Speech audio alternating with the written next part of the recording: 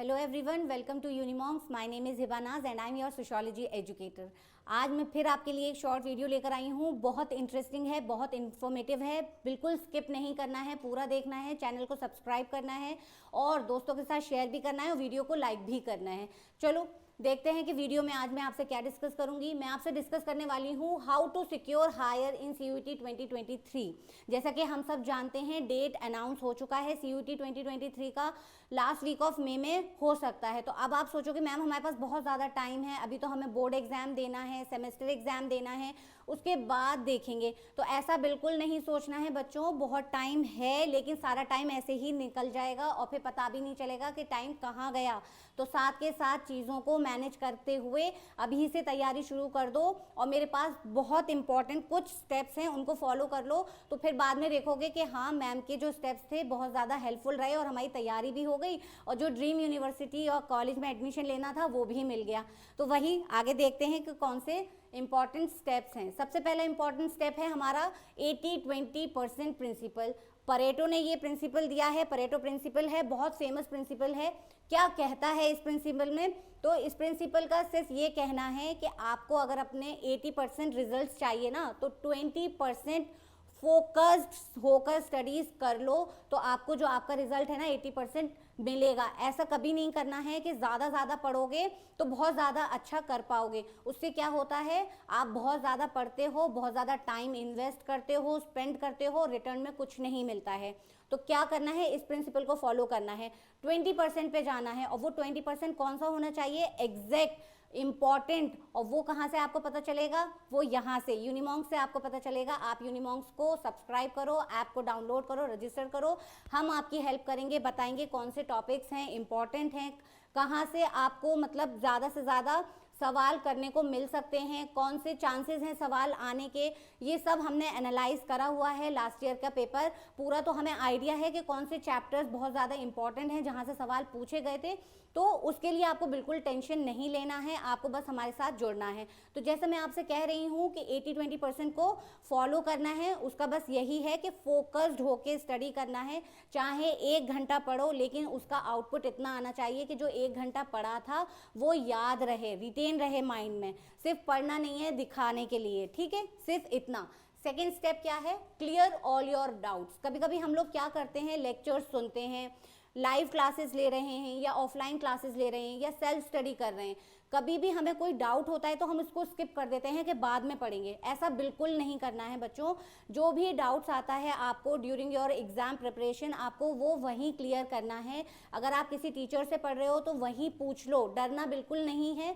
कोई भी टीचर बताने के लिए मना नहीं करता है। आपके जो भी डाउट्स हैं आप डायरेक्ट सामने जाकर पूछो कि मुझे ये समझ में नहीं आया है। उससे क्या होगा कि जो भी चीज़ आपको नहीं समझ आ रही है और उसी टाइम आप क्लियर करोगे तो पेंडिंग में चीज़ें नहीं चलेंगी, सिलेबस साथ के साथ कवर होता चला जाएगा, ठीक है। आगे मेक शॉर्ट नोट्स। आपको क्या करना है, जब भी आप पढ़ोगे, जैसे मैंने आपसे बोला कि फोकस्ड होकर 1 घंटा ही पढ़ना है, लेकिन पढ़ना है, कोई डाउट आ रहा है उसे क्लियर करना है। उसके बाद आपको क्या करना है, मेक शॉर्ट नोट्स। आपको अपने नोट्स बनाने हैं कि आपने पूरे दिन में जो भी पढ़ा था उसको रिकॉल करना है, नोट्स के फॉर्म में लिखना है। उसे जब आप नेक्स्ट डे पढ़ने बैठोगे ना, तो जब रिवाइज करोगे, रिविजन करने बैठोगे, तो ये जो नोट्स हैं बहुत ज़्यादा हेल्प करेंगे आपके। और जब आप देखोगे कि धीरे धीरे टाइम जाता जा रहा है और ये नोट्स आपके बने होंगे ना, तो लास्ट टाइम पे रिवीजन फिर बहुत अच्छे से कर पाओगे। नेक्स्ट स्टेप क्या है? Teach to anyone. देखो हम लोग सबसे ज़्यादा क्या करते हैं, हम पढ़ते रहते हैं अंदर अंदर, और जब हमारे फ्रेंड्स हमसे पूछते हैं ना कितना पढ़ा, तो क्या बोलते हैं? अरे यार कुछ भी नहीं पढ़ा है, 2 दिन बाद एग्ज़ाम है। अरे यार 1 महीना बचा है सिर्फ एग्ज़ाम होने में और मैंने तो अभी पढ़ाई भी शुरू नहीं करी है। बच्चों ऐसा बिल्कुल नहीं करना है, ठीक है।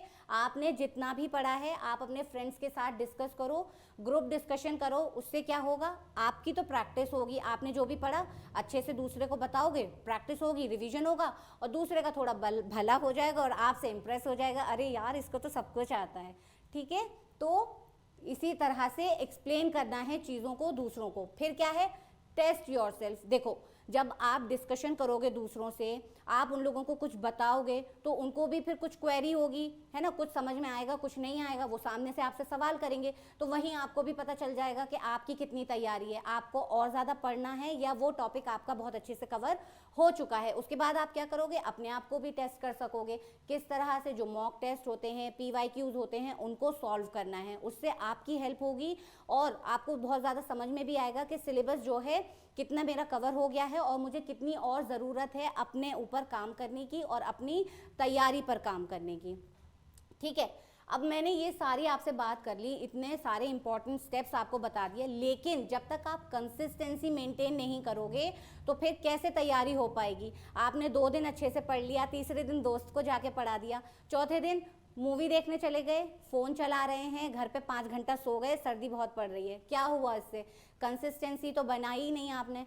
तो एक हफ्ते बाद क्या होगा, जो भी इंटरेस्ट था सब गया और जो भी तैयारी थी वो तो फिर बिल्कुल ही गई। तो सबसे ज़्यादा क्या करना है, जो पहले के इंपॉर्टेंट स्टेप्स हैं उनको तो फॉलो करना है, लेकिन कंसिस्टेंसी के साथ। ठीक है, कंसिस्टेंसी मेंटेन करनी है। वो कैसे मेंटेन होगी, पूरे दिन में 1 घंटा पढ़ना है बस। ठीक है, शुरू में 3 घंटे 5 घंटे नहीं पढ़ना, पूरे दिन में 1 घंटा पढ़ना है, लेकिन पढ़ना ही है। एक टाइम फिक्स करना है, उस टाइम पर आपको पढ़ने बैठना ही है। तो उससे क्या होगा, आप एक हैबिट बनाओगे अपनी। फिर जब आप देखोगे कि मुझे 4 बजे रोज़ पढ़ने बैठना होता है, अगर आप कुछ काम भी करोगे ना तो आपको दिखेगा कि घड़ी में 4 बज गए हैं, अब मुझे पढ़ने बैठना है। तो उससे आपकी कंसिस्टेंसी जो है वो मेंटेन रहेगी और पहले वाले जो भी स्टेप्स हैं उनको फॉलो करते चले जाओगे तो लास्ट में देखोगे सिलेबस भी कंप्लीट हो गया, सारी चीज़ें अच्छे से भी तैयार हो गई, CBSE बोर्ड भी अच्छे से निकल गया और देखा तो एडमिशन भी हो गया ड्रीम यूनिवर्सिटी और कॉलेज में। तो इसी तरह से बोल रही हूँ ना कि बहुत इंपॉर्टेंट स्टेप्स हैं, फॉलो कर लो और अच्छे से तैयारी कर लो। और अगर वीडियो अच्छी लगी है, इन्फॉर्मेटिव लगी है, इंटरेस्टिंग लगी है तो please like share and subscribe our channel. Thank you so much.